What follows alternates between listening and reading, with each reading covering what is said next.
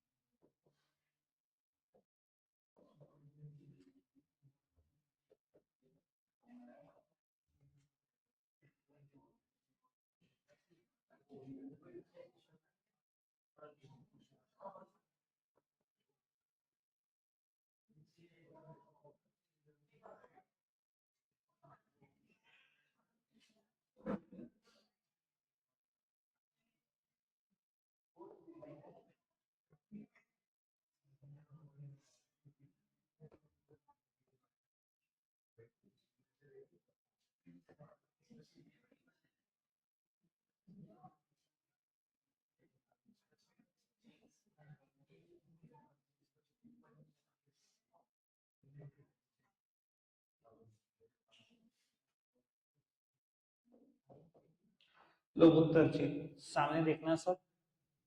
बेटा धीरे धीरे करके हम प्रोविजन में ना 7-8 अलग अलग एग्जाम्पल के नाम पढ़ देंगे। वैसे तो अभी बेटा डेप्रिसिएशन चैप्टर जब आपने खत्म किया तो प्रोविजन फॉर डेप्रिसिएशन भी एक नाम आप पढ़ रहे थे, ठीक है जी। 7-8 एग्जाम्पल धीरे धीरे हम पढ़ लेंगे। वैसे बता दो तो बेटा provision is endless.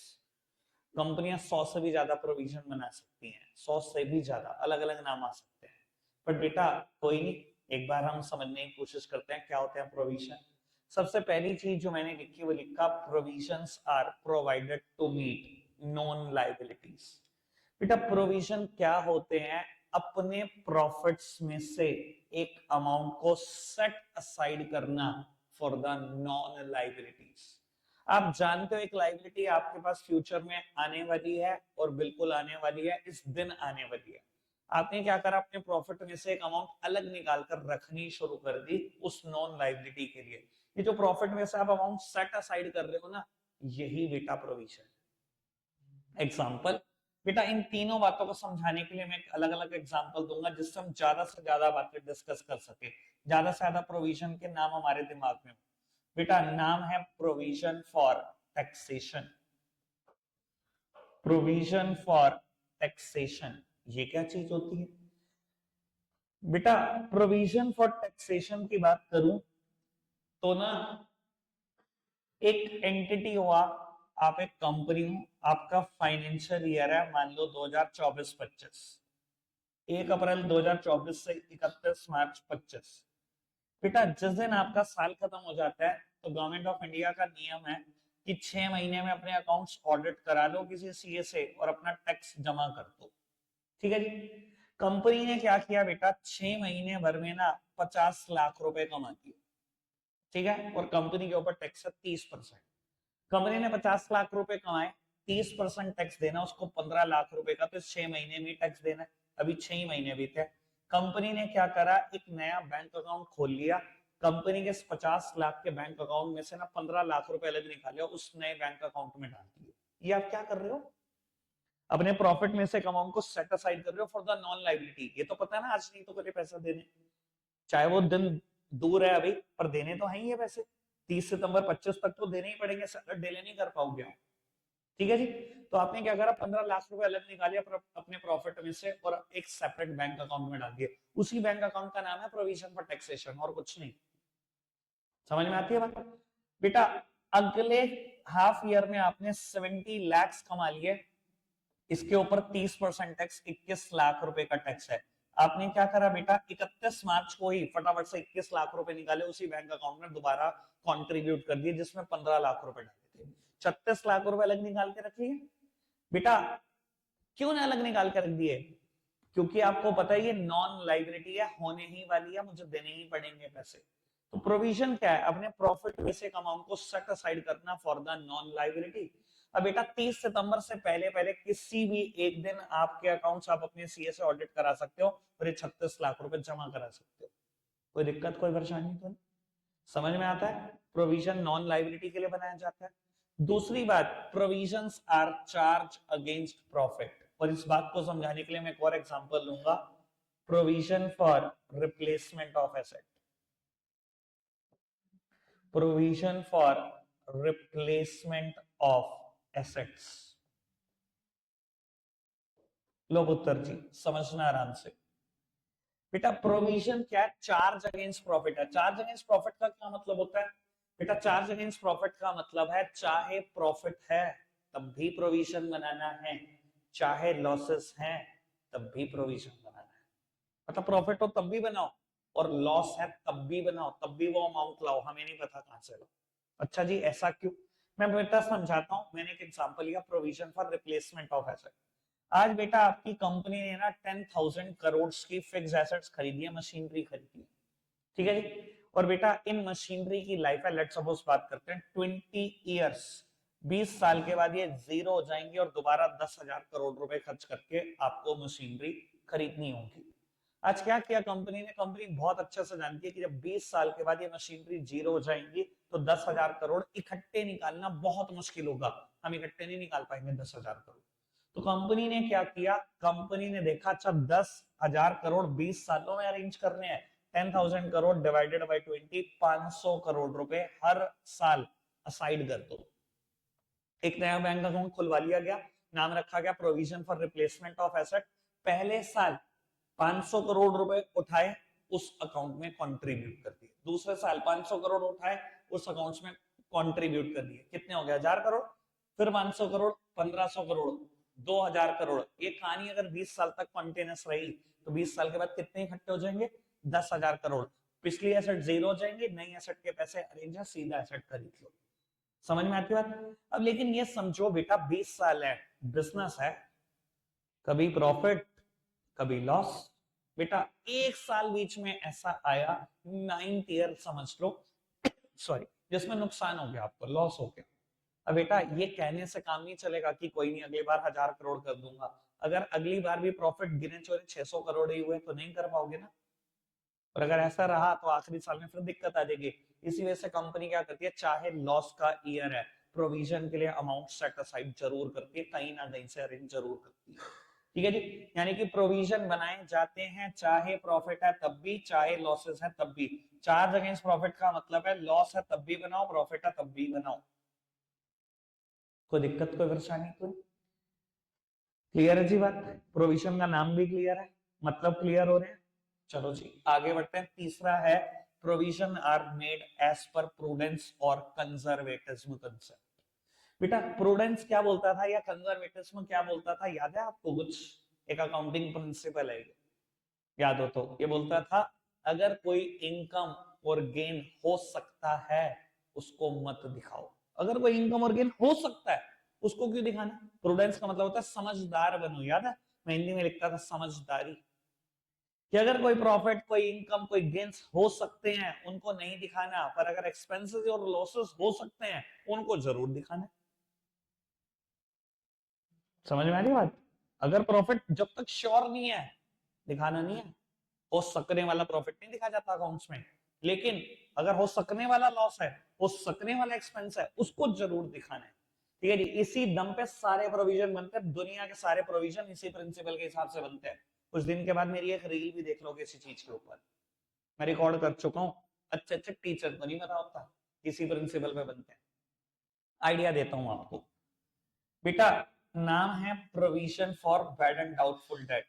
Provision for bad and doubtful debt. अब मेरा ख्याल बेटा फाइनेंशियल स्टेटमेंट करने के बाद ना इस वर्ड से हम बड़े फेमिलियर होते हैं। याद है ना बेटा कितनी मशक्कत करी हमने इस पे पीएचडी करने में। अब बाबू इसी चीज को मैं समझा देता हूं। अब आप एक बात समझो, मैं कहता हूं आप एक परचून की दुकान चलाते हो, ठीक है जी, गली मोहल्ले में वो दुकान है, हर कोई दूसरा घर आपका जानकार है। आपकी दुकान पर कस्टमर बंदे बनाए हैं, पूरी गली मोहल्ला आपसे सामान खरीदता है, और धीरे धीरे धीरे धीरे करते हुए सबको आपने उधार भी दे रखा है। ठीक है जी, 1000 कस्टमर आपके पास है, 500 रुपए एवरेज उधार, किसी के ऊपर 700, किसी के ऊपर 200, किसी के ऊपर 800, किसी के ऊपर 100। एवरेज उधार आपका 500 रुपए है और 1000 कस्टमर है, 5 लाख का उधार। ठीक है, आपको अंदाजा नहीं था, एक दिन बैठे आप कॉपी का टोटल करने बैठे, और जब टोटल हुआ तो आपके पैर के नीचे से जमीन खिसक गई कि 5 लाख का उधार बढ़ गया छोटी सी दुकान का। अब बेटा आपको ये बात तो समझ में आ गई कि जब 5 लाख जितना उधार बढ़ जाता है, वो भी कितने कस्टमर पे, एक ना आते, 1000 कस्टमर पे, सारे तो नहीं आएंगे भैया। बहुत सारे ऐसे होंगे जो नजरें चुरा के निकलने लग जाएंगे, बहुत सारे ऐसे होंगे दूसरी दुकान से सामान खरीदने लग जाएंगे, बहुत सारे ऐसे होंगे भैया जो देंगे नहीं पैसा, सीधा मुंह पे मना कर जाएंगे, नियत कराओ। ऐसा होगा ना। अब बेटा जब इतना उधार लग जाता है तो सारा नहीं आता, आप ये बात बहुत अच्छे से जानते हो। अब आपको पता है ये नुकसान होने वाला है बेटा, हो सकने वाला नुकसान भी दिखाया जाएगा बुक्स ऑफ अकाउंट्स में, ऐसा प्रूडेंस बोलता था, ऐसा कंजर्वेटिव्स में बोलता था, और आप हो सकने वाला नुकसान दिखा रहे हो एक प्रोविजन बनाकर। आपने प्रोविजन बना लिया, provision for bad and doubtful debt, कि अब कुछ पैसे मरेंगे जब, अंदाजे से वो प्रोविजन हो सकता है इट मे बी 5% और 2% और 3%, जितना भी आपका अंदाजा करता है, उस अंदाजे से आपने प्रोविजन बना। ठीक है जी, कोई दिक्कत कोई परेशानी तो नहीं, तीनों बातें समझ में आती है, तीनों एग्जाम्पल अच्छे से समझ में आते हैं। आगे बढ़ जाए, फायदा उठाओ भैया इन दिनों का, इसमें जो पढ़ाई होगी वो कभी नहीं होगी। ठीक है ना जी, लो जी आगे बढ़ते हैं बेटा। बाबू अब मैं ना रिजर्व्स की चर्चा करने जा रहा हूं आपके साथ। मैंने प्रोविजन की चर्चा कर ली है, रिजर्व्स की चर्चा करते हैं। रिजर्व्स,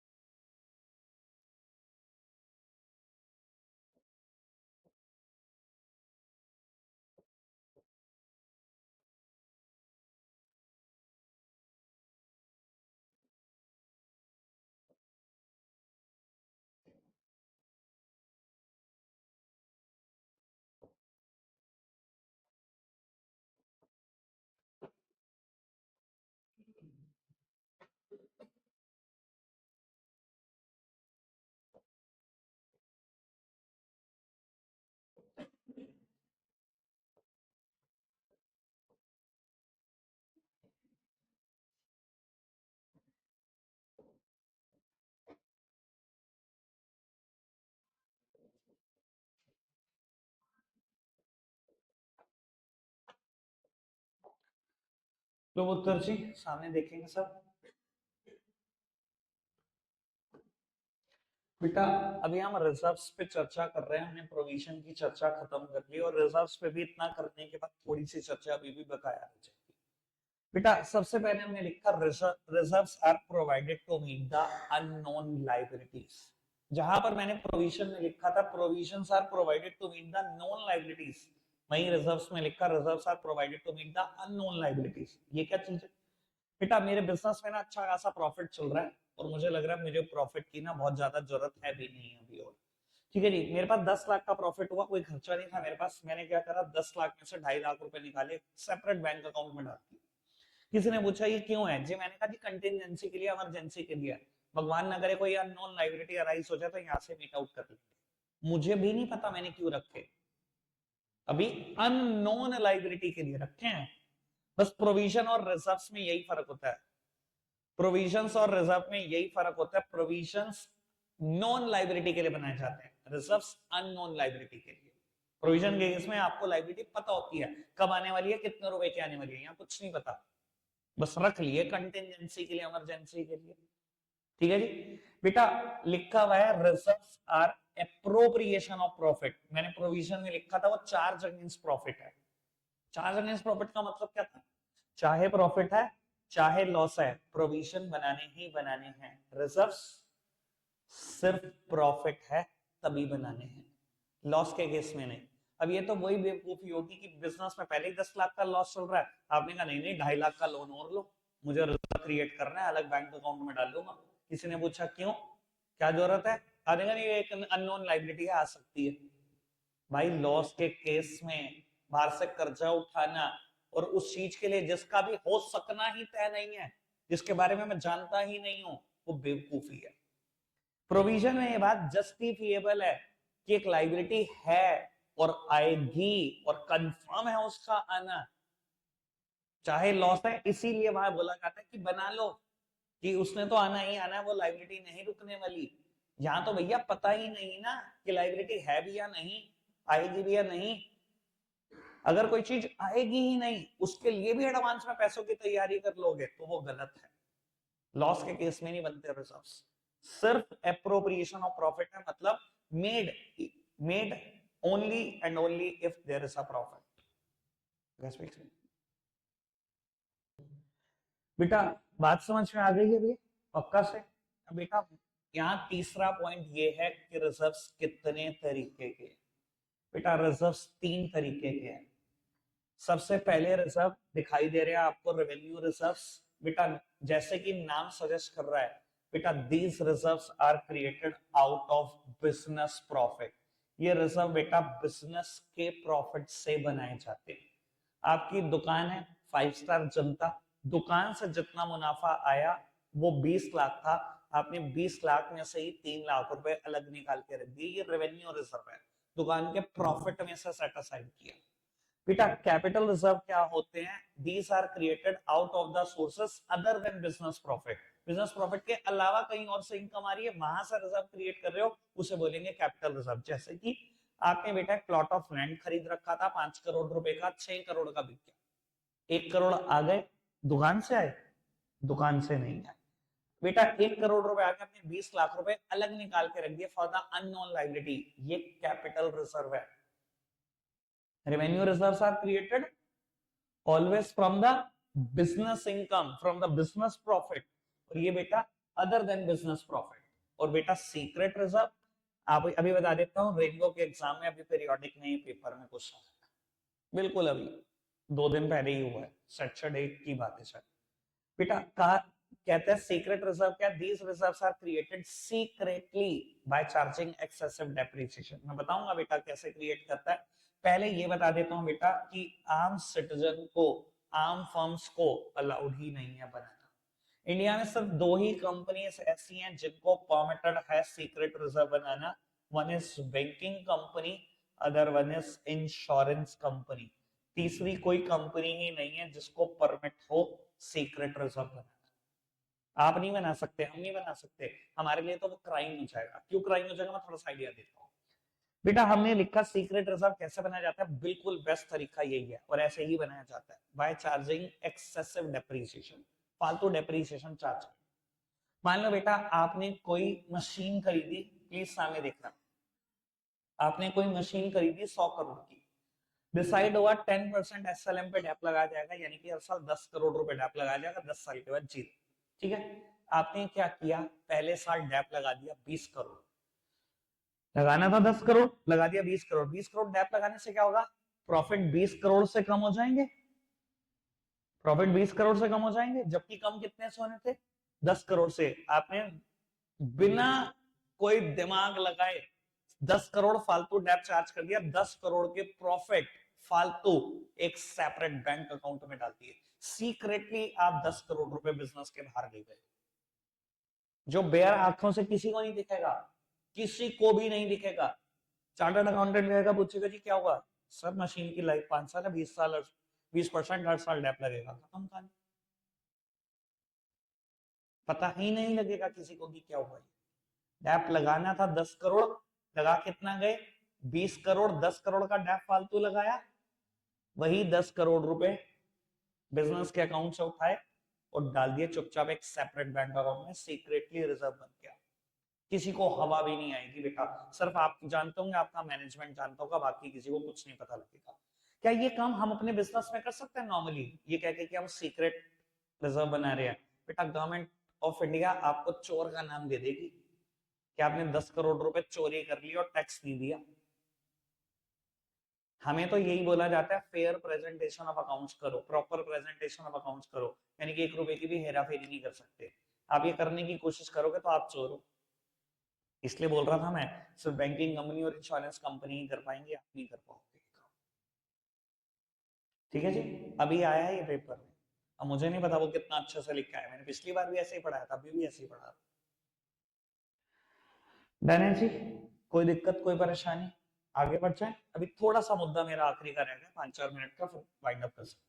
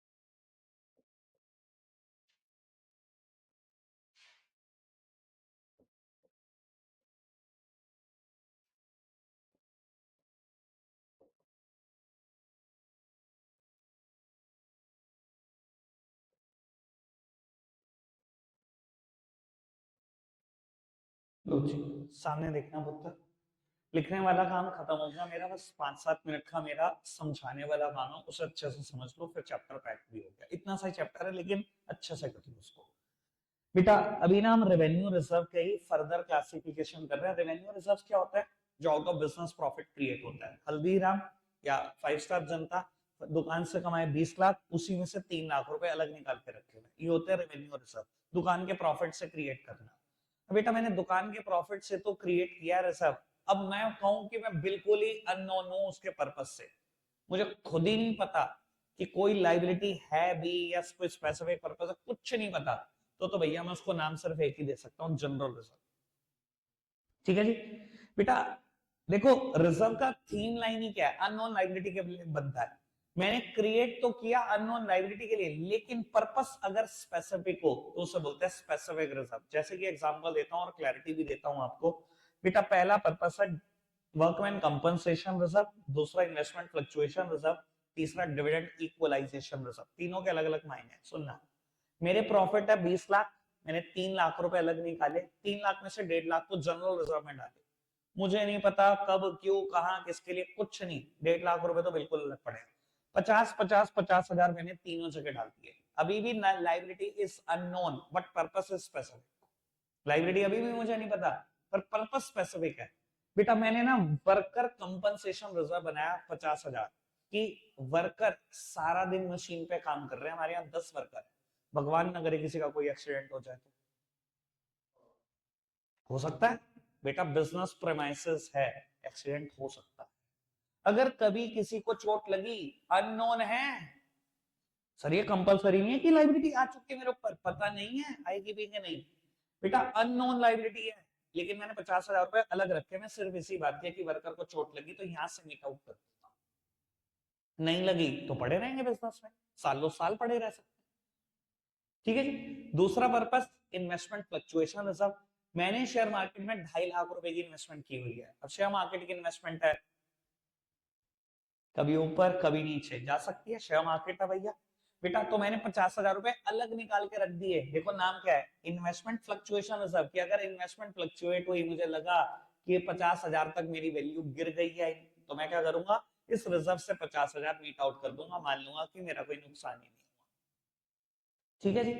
तीसरा, डिविडेंड इक्वलाइजेशन रिजर्व, जैसा कि नाम सजेस्ट कर रहा है, डिविडेंड के बारे में सब जानते हैं, थोड़ा थोड़ा सब जानते हैं। देखो जो नहीं जानते, पहले मैं डिविडेंड का मतलब बता देता हूँ, फिर डिविडेंड इक्वलाइजेशन रिजर्व का। मैं कंपनी, इतना पता होगा आपको, कंपनी एक आर्टिफिशियल पर्सन होती है, कुछ जिंदा इंसान नहीं होती। अब कंपनी को धंधा करने के लिए, बिजनेस करने के लिए पैसों की जरूरत है, उसने पब्लिक से अपील करी कि मेरी कंपनी के शेयर खरीदो, मुझे पैसे दे दो। मैं कहता हूँ 50 लोगों ने 1-1 लाख रुपए दे दिए, 50 लाख रुपए दे दिए कंपनी को। कंपनी उस 50 लाख से बिजनेस करेगी, जो भी कमाएगी हर साल आपको बांटेगी, शेयर होल्डर को जो भी कंपनी रिटर्न में देती है, इसे ही बोलते हैं डिविडेंड। सिंपल बात समझ में आती है डिविडेंड का मतलब। अब कंपनी एक फिलॉसफी, एक पॉलिसी फॉलो करती है, उस पॉलिसी का नाम है डिविडेंड इक्वलाइजेशन। कि हमारे ना दिमाग में पॉलिसी है कि हमें ना डिविडेंड ना पिछले साल से गिराना नहीं है। हमें डिविडेंड अगर पहले साल 2 लाख बांटा, तो अगले साल 2 से कम नहीं देना, ज्यादा जितना मर्जी दो, डिविडेंड इक्वल रखना है। ठीक है जी। ऐसा क्यों, पता है आपको कभी सोच ऐसी क्यों? अच्छा एक बात बताओ, मान लो आज आप बिजनेस शुरू करते हो, पहले साल प्रॉफिट होता है, हर्षित भाई सामने देख लो यार, मैच खत्म होने वाला है, थोड़ी देर तो देखो यहाँ। बेटा आप धंधा करते हो, पहले साल आपको प्रॉफिट होता है 50,000, दूसरे साल आपकी एक्सपेक्टेशन 40 की होती है, 60 की होती है, बढ़ाने की होती है। कभी ऐसा होता है कि हम सोचते हैं प्रॉफिट कम होगा, बढ़ता हुआ सोचता है इंसान? कोई ऐसा दुनिया में इंसान नहीं है जो कह दे मेरे बिजनेस का प्रॉफिट अगले साल गिरेगा, सब कहेंगे बढ़ेगा। मानते हो ना? बेटा अगले साल 60 का हो जाता है, तीसरे साल 70, यही सोच होगी। सेम कंपनी की भी सोच है। बेटा मेरी कंपनी ने 2 लाख कमाए, डिविडेंड बांट दिया, और मेरे इन्वेस्टर पता है क्या सोचेंगे, अगली बार 2 से ज्यादा आएगा, यही सोचेंगे ना। मैंने 3 बांट दिया, अब अगले साल सोच पता क्या होगी, 3 से ज्यादा आएगा, 4 के आसपास आना चाहिए। जिस साल मैंने ऐसा करा, 2 लाख बांट दिया, 3 लाख बांट दिया, 4 लाख बांट दिया, उसके बाद 1.5 लाख बांट दिया, पता क्या बोलेंगे इन्वेस्टर्स, कबाड़ा कंपनियां, बेच इसके शेयर, कमाती कुछ है नहीं, दूसरे के खरीदते हैं। इसी वजह से कंपनी कभी भी ये नहीं चाहती कि मैं डिविडेंड गिरा दूं, गिरा नहीं सकते, बढ़ा नहीं सकते, तो गिराना नहीं है, बराबर दे दो पिछले साल के। तो हमारी पॉलिसी होती है डिविडेंड इक्वलाइजेशन की। हमने इसके लिए रिजर्व बना दिया, 50,000 रुपए अलग निकाल के रख दिए कि पिछले साल हमने 2 लाख का प्रॉफिट बांटा है, अगर भगवान ना करे हमें कुछ प्रॉफिट कम होता है, 50,000 यहाँ से मीट आउट कर लेंगे। पर्पस इज स्पेसिफिक, होना ना होना अभी भी अननोन है, क्या पता ऐसा कभी हो ही ना, मेरे प्रॉफिट हमेशा ही 2 लाख से ऊपर, क्या पता वर्कर को चोट ही ना लगे, 10 साल भी ना लगे किसी एक को, क्या पता मेरी शेयर मार्केट की इन्वेस्टमेंट कभी गिरे ही ना। तो ये है लाइबिलिटीज अननोन ही, पर यहाँ पर्पस स्पेसिफिक है, यहाँ पर्पस ही जनरल है, मुझे खुद नहीं पता इसलिए रखे हैं। टॉपिक खत्म, चैप्टर खत्म, रखते हैं आज के लिए इतना ही है प्यारे बच्चों, बाय बाय।